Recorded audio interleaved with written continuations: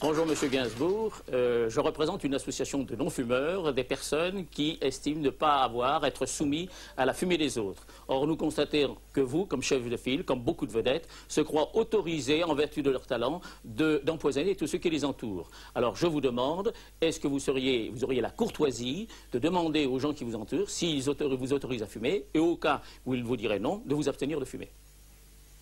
Bon. Non, il n'est pas question. Ceci est une drogue mineure, n'est-ce pas? Et je viens d'avoir 60 balais. Bon, il y en a qui crèvent des poumons sans fumer. Hein. Je fume parce que c'est une drogue mineure que je trouve mineure pour moi. On va revenir au problème de la drogue dans un instant. Il y avait des choix musicaux que vous aviez faits, qui sont des choix assez anciens. Ce sont des gens qui sont morts, mais qui sont d'un autre côté assez immortels, même si vous avez parlé tout à l'heure de cette futilité de la vie, enfin de la mémoire qui disparaît au bout de 20 ou 30 ans et qu'on a les lumières, tout ça, c'est pas grand-chose. Alors Chuck Berry, Buddy Holly, Eddie Cochran. Super. C'est vrai. C'est vrai que la musique, vous avez l'impression que c'était meilleur à ce moment-là? On vit sur cet acquis depuis un certain temps? Moi, oui. Ouais. Mais ça n'est pas, ça n'est pas pour les autres. Il y a eu Elvis aussi, faut déconner. Il y a eu les Stones, il y a eu les Beatles. Non, il y a eu les grands, il y a eu Sting, il y a eu Prince. Et Jackson? Vous préférez Prince? Non, Jackson, très bon. Très bon. Puis il y a des filles qui sont très bien. J'ai oublié les noms. Alors vous avez parlé de votre drogue douce qui est le tabac. Vous avez souhaité qu'on parle dans cette émission, en tout cas qu'on voit des images qui sont, je dois dire, très dures à regarder. Je préviens tout de suite les gens qui le regardent, de drogue dure. Est-ce que c'est un sujet que vous connaissez? Est-ce que vous avez touché à la drogue? J'ai une petite amie qui s'appelait Bambou, qui est une ex... droguée que j'ai fait arrêter, sinon je lui ai dit, si tu n'arrêtes pas, je te casse la gueule.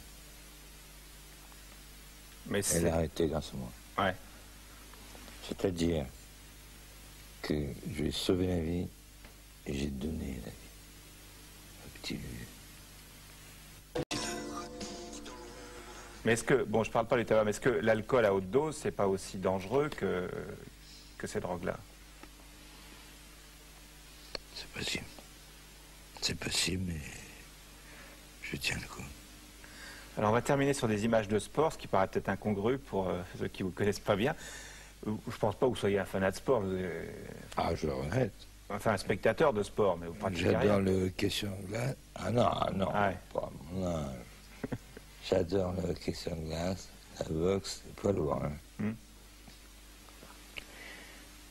Et... Alors on va voir des images, on va regarder ensemble hein, les images que vous avez choisies. C'est des images de surf d'abord. Ah, superbe. Ouais. Superbe. Il faut être fort, hein. Dans un fauteuil, ça vous plaît? Je saurais pas faire ça. C'est magnifique. Prends les lames. Puis vous aimez bien entendu. Il y a des figures imposées, hein. Et vous aimez les stars. Vous aimez les grands champions. Ouais. Comme celui-là, à Wimbledon, quand il gagne. Ouais. Vous n'aimez pas ceux qui perdent, hein? Non, j'ai aimé Rod Laver. Et quand j'ai entendu que... Agassi vous plaît aussi? Ah oui, celui-là, ça va être un grand, hein. Oh, c'est Pelé. Pelé, c'est le dieu du stand. On va être content pour retrouver un grand comme ça. Il y a eu Maradona, il y a... Ben le voilà, Cassius Clay. Voilà. Bon. Et puis, je l'ai reconnu de dos. Je lui ai donné une photo de Charlotte, j'ai dit, please, give me an autograph. S'il vous plaît, pour ma petite fille. Il m'a dit, oh, en anglais. Qu'est-ce que je mignonne? Eh ben, j'ai une photo d'Idi Cassier. Qu'est-ce qui se fait? Magnifique. Alors depuis le début de ce zénith qui touche à sa fin, Serge, on a vu un décor derrière vous. Il faudrait peut-être expliquer pourquoi il y a ce décor. D'abord des colonnes grecques que l'on voit à l'image derrière vous, parce que vous avez fait des études d'architecture Oui, et vous avez planché quand vous étiez adolescent sur ce style architectural, donc vous pouvez peut-être nous dire un mot. L'architecture me donne une parfaite sérénité. Quand je vois une colonne dorique, une colonne grecque, une colonne, corinthienne, une colonne Ionique et une colonne composite, c'est-à-dire, ça me donne la paix de l'âme et j'oublie tout le stress de ce métier. Vous savez, c'est très stressant ce métier. Nous devons être les meilleurs. Nous. Moi. Dessin de Wolinski dit « Je me sens bien avec les ruines ». Je l'emmerde. Vous admettez l'humour à vos dépens? Parce que parfois vous avez été agressif avec les autres aussi. Bien sûr. Oh ben, j'ai des balls. Vous faites moins de provoques qu'avant, parce qu'à un moment vous étiez parti dans une escalade, ça avait commencé, je me souviens, c'était avec moi à Zénith, avec Catherine Ringer. Ensuite vous aviez remis ça chez Drucker avec Whitney Houston.